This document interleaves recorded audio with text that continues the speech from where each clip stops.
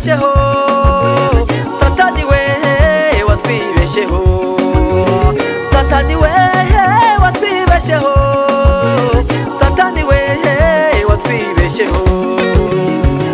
Mwijuru warigaragambije ukora umukwabo ngo ushaka ubutegetsi, wibagirwa indahiro y'Imana, icyubahiro cyayitazagiha undi muntu. Mwijuru warigaragambije ukora umukwabo ngo ushaka ubutegetsi, wibagirwa indahiro y'Imana, icyubahiro cyayitazagiha undi muntu. Nicyo cyatumye bakwirukana, barakohera barakujugunya. Satani we watwibesheho, Satani we watwibesheho, Satani we watwibesheho, Satani we watwibesheho.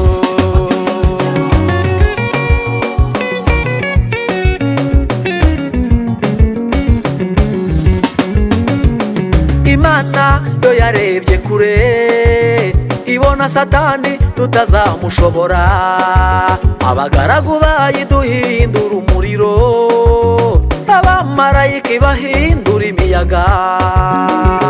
Imana yo yarebye kure ibona Satani tutazamushobora, abagaragu bayiduhindura umuriro, abamarayika bahindura imiyaga.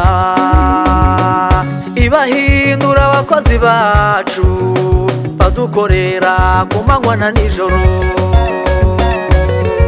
ibagira intumwa zayo zidutumwaho ibihe byose. Ibahindura abakozi bacu badukorera ku manywa na nijoro, ibagira intumwa zayo zidutumwaho ibihe byose.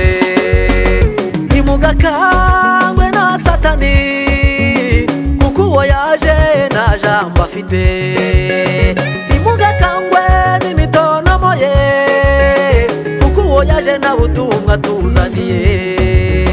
Satani we watwibesheho, Satani we watwibesheho, Satani we watwibesheho, Satani we watwibesheho.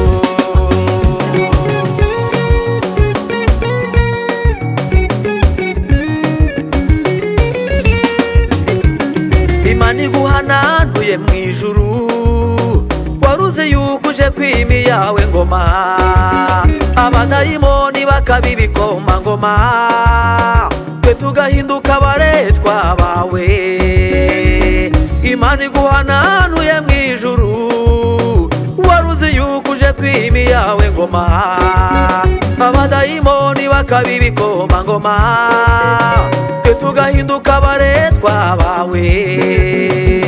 Yesu aravuga ati ibyo ntabwo bikwiye, ngiye kubatabara mbacungure. Yesu aravuga ati ibyo ntabwo bikwiye data, ngiye kubatabara mbacungure. Maze Yesu aramanuka aca mu nda ya Mariya, ababarizwa mu buzima apfira ku musaraba, amanukira mu irimbi arukomereza ikuzimu, ahingutse adakomanze. Satani ati byakaze, aramutikura biramubabaza, aramukaraga biramukakaza, aramukanyaga biramukakaza, imfunguzo yisanga yazirekuye. Abera bari baboshywe Yesu aragenda arababohoza, abazamukana bose bagenda ku isi ari bazima. Amenyo y'urupfu ntiyayajegeje gusa ahubwo yarayarimbuye.